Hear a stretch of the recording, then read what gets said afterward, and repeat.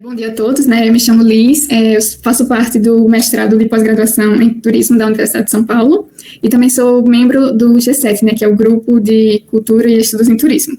Estarei apresentando o artigo intitulado Comunicação Inclusiva e Acessibilidade para o Turista Estrangeiro no Centro Histórico de João Pessoa, que foi desenvolvido em parceria com outros membros e orientado pelo professor Elidio Vancetti. A acessibilidade, de forma geral, ela é uma esfera muito ampla e dinâmica, e aí, consequentemente, sofre influência de várias perspectivas.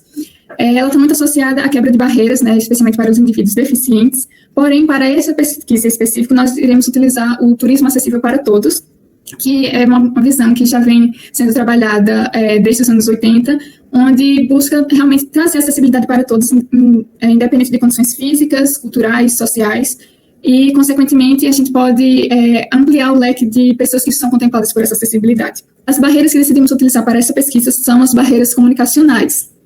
E essa justificativa dessa pesquisa, ela se dá por alguns teóricos, como Chilovic et al., que afirma que é uma lacuna nos estudos da linguagem como elemento acessível para o turismo. Sendo assim, o objetivo do nosso trabalho ficou analisar a comunicação do Centro Histórico de João Pessoa para atender a demanda turística internacional. Com relação à comunicação escrita, essa envolve todas as sinalizações, brochuras, guias, placas, e foi que a gente conseguiu focar na questão do trabalho, E a gente conseguiu conseguimos identificar placas de contexto, de localização, essas placas. Aí eu trouxe uma das figuras para vocês terem uma noção como estavam as placas no centro histórico, Aqui temos alguns exemplos. Essa primeira que eu mostrei são as placas de contextualização, em um primeiro modelo, que geralmente estavam localizadas nas áreas externas. Esse segundo modelo geralmente estava localizado nas áreas internas. Tem também as placas de tombamento, que traziam uma contextualização, mas eram mais informações sobre o tombo, e as placas de sinalização. De forma geral, todas as placas elas estavam em português, E as placas externas, com exceção da Casa da Pólvora e do Centro Cultural, elas estavam totalmente danificadas, sendo impossível fazer a leitura. E aí, como conclusão, a gente conclui que o Centro Histórico de João Pessoa ele não dispõe de uma eficaz comunicação inclusiva para o público estrangeiro, E percebendo que apenas um atrativo possui placas em outro idioma, a gente vê realmente que não está interessante e que precisa mudar essa realidade, pois João Pessoa está ganhando muito destaque atualmente, ela tem sendo destaque no país e internacionalmente. Então, a gente acredita que nos próximos anos o número de turistas estrangeiros vai crescer sim. Então, a gente tem que realmente trabalhar essa questão. Mas é isso, eu gostaria de agradecer a atenção de todos e eu me coloco à disposição para responder qualquer pergunta. Obrigada. Vou apresentar o trabalho, então, Museus, Atração ou Publicidade Turística, uma análise autoetnográfica sobre o Museu do Festival de Cinema de Gramado.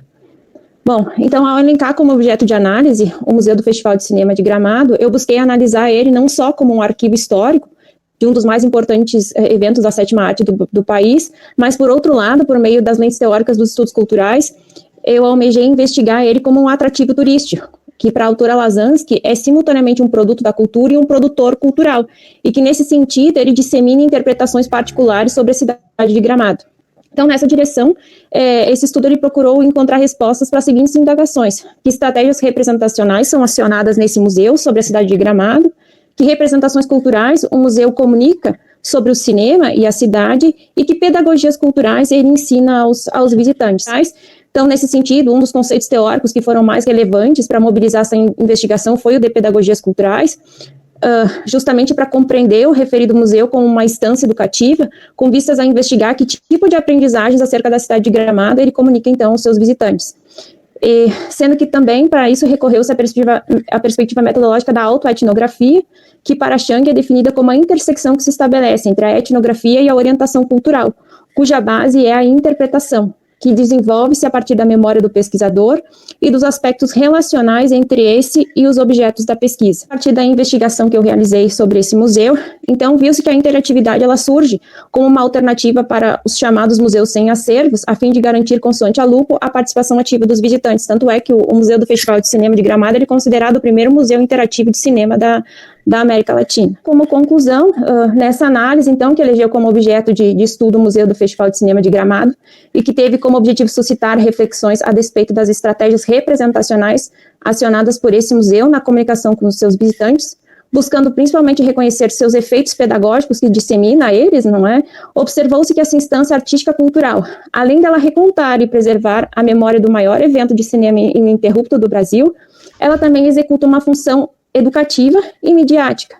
Então, além dos recursos interativos presentes em suas expografia, que coadunam com o imperativo da cultura da participação, sobreleva-se também a articulação que esse museu se estabelece como o turismo local, ao produzir ícones e símbolos que interagem e reforçam a visão da cidade de Gramado como um destino turístico.